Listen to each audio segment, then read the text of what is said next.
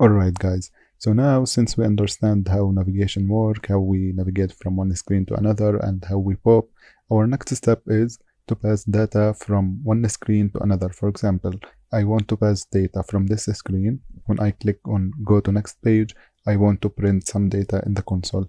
We extract the data sent from the first page, then we show it in the second page in the console.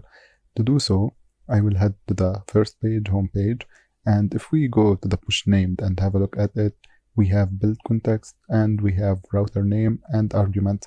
So we are passing the router name, but we're not sending arguments. To send arguments, we add comma, then type argument. And arguments is actually an object. So I can send anything inside here. I can send a string, I can send a number, I can send boolean, true or false, or I can send a map like this. So what I will do, I will send this map since we've already having it here.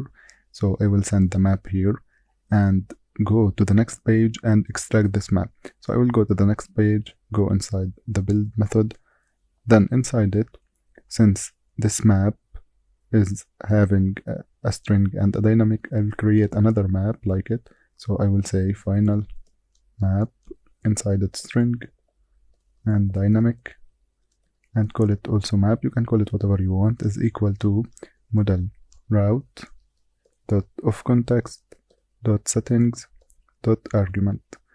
But we are having an error here.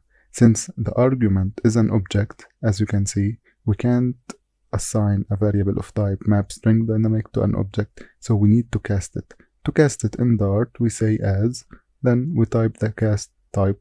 It's map string dynamic with semicolon, and here we are having an error. This error is because this is nullable and we are acting like it's not, so we have to pass a question mark here, and we have to make this nullable as well. What if we don't send the arguments at all? For example, if I delete it, nothing actually will happen. I will keep it now. So if I delete it and I try to extract it and this is non-nullable, it may have an error. We may crash here because we're extracting something is not here. So I will keep it and I will keep this as well. Now what I need to do, I need to check if map is not null. So I will type if map is different from null. Then I will create a string, call it name is equal to map, then name. And inside here I will say print name is name. And let's reload our application to see if it works. Okay, I will click go to next page now, and if it works, it will print name is name when we go inside our build function in the second page. So I will click go to second page, and as you can see, it works. Name is Mark.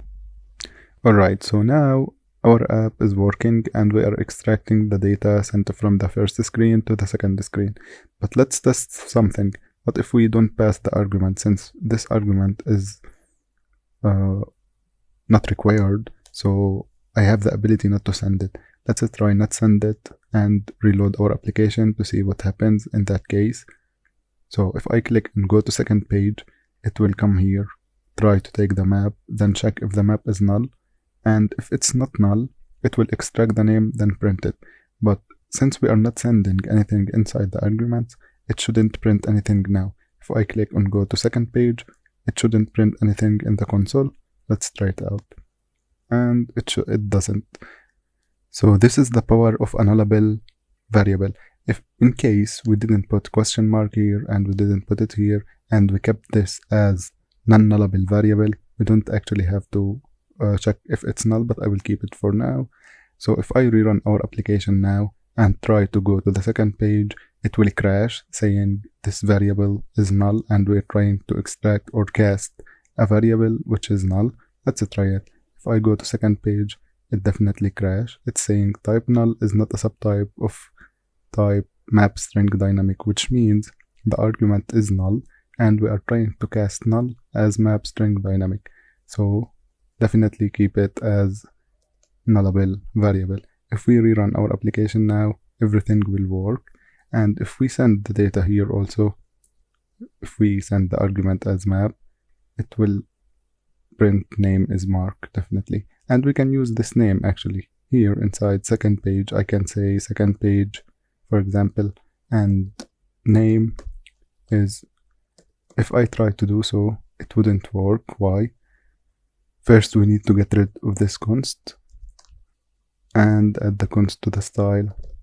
But this variable name, it doesn't work because we are defining the name inside the if. So if I take it from here, copy it from here, and before the if, I paste string name is equal, or keep it as nullable, string name, and here say name equal to map, then if I rerun our application, it should say second page, name is Mark, and name Mark, sorry. Go to second page, and name Mark. Alright, but sometimes if we don't send the argument, it would be second page and name empty. So what if we want to show second page and name Mark if we have a name, and second page only if we don't have a name? To do so, we can do it in multiple ways. The first way, we can cut this, then inside here, we can have a ternary operation. We can check name different from null. If it is different from null, then question mark and have a string inside it and paste name is Mark. Otherwise, keep it as empty string. If we do this, it will work. So if we rerun our application, it will be second page and name Mark, the same as before. And if we go to the home and remove the argument, then save our application, go back, then go to second page, it would be second page. And if you find this too hard or you don't understand ternary operation, but it's easy, here we have the condition, then if the condition is true, do this, and if the condition is false, do this. But we can do it in a different way if you want to. We can, for example, have a string here. For example, string text is equal to second page. Then we can check if name is different from null. We can say text plus equal to space and name is name. And down here, we can remove everything and we can just pass the text. If we do this, it will also work.